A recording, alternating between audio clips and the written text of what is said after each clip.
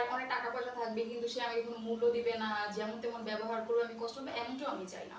মানে আমি চাই টাকা পয়সা থাকুক, তবে যদি নাও থাকে সমস্যা নেই, আমি উপার্জন করে নিব, কিন্তু অবশ্যই ওকে আমাকে মর্যাদা করতে হবে, সম্মান করতে হবে, আদর স্নেহ ভালোবাসা সবই থাকতে হবে, নাহলে তো আমি জীবনে সুখী থাকবো না। আর ওই যে কথায় আছে না, টাকাই তো সব না, জীবনের লাস্ট পর্যায়ে তো টাকা পয়সা থাকে না। টাকা পয়সা থাকলেও তখন বয়স হয়ে যায়, তখন একটা বিশ্বাসযোগ্য পার্টনার দরকার। মানে বয়স হয়ে গেলে টাকা পয়সার প্রয়োজন হয় না? হয়তো চিকিৎসার জন্য লাগে না, কিন্তু চিকিৎসা। তখন তো নিজেকে যে যত্ন করবে এমন তো একটা ট্রাস্টেড পার্সন থাকে না।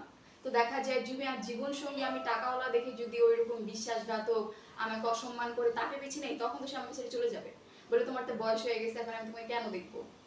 এত কিছু কি করে বুঝলেন? আসলে সবই হচ্ছে আশেপাশের কাহিনী শুনে নিজের অভিজ্ঞতা বাড়ানো আর কি। এই পর্যন্ত বান্ধবীরা কি এই লাইনে ঢুকছে একদম? হ্যাঁ ঢুকেছে তো, এই ওই হিসেবেই আর কি দেখে শুনে বলা আর কি আমার। কখনো গিয়ে দেখা হয়েছে বাস্তব প্র্যাকটিক্যাল যেটাকে বলে? খুবই কম, তেমন একটা না। বান্ধবীর হাজবেন্ড কি করে, এরকমের পরিবেশ আছে কিনা আপনি যেরকম চান? মনে হয় যে আসলে আমার হাজবেন্ড এমন হবে না এমন হবে? আসলে ওরা চেয়েছিল যে বিয়ের পর অনেক সুখী পাবে, এখানে ওখানে ঘুরবে, কিন্তু হয়েছে কি যে বিয়ে দিছি ঠিকই, কিন্তু ওইরকম হাজবেন্ড যেমন ওরা চাইছে ওরা পাই নাই। দেখা যায় হাউস ওয়াইফ রাখছে, খুব কাজ করায়, কষ্ট দেয়।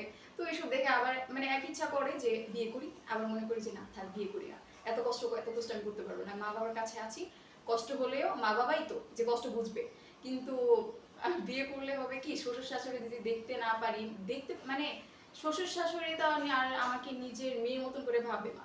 দেখা যায় ওনাদেরকে আমি যতই করব, দিন শেষে বলবে যে পরের মেয়ে আমাকে তো এমন করবেই। কিন্তু মা বাবা আজ না হোক কাল, আজ যদি কিছু ভুল হয়ে যায় ওনারা মানিয়ে নিবে, কিন্তু শ্বশুর শাশুড়ি আসলে এরকম করতে চায় না।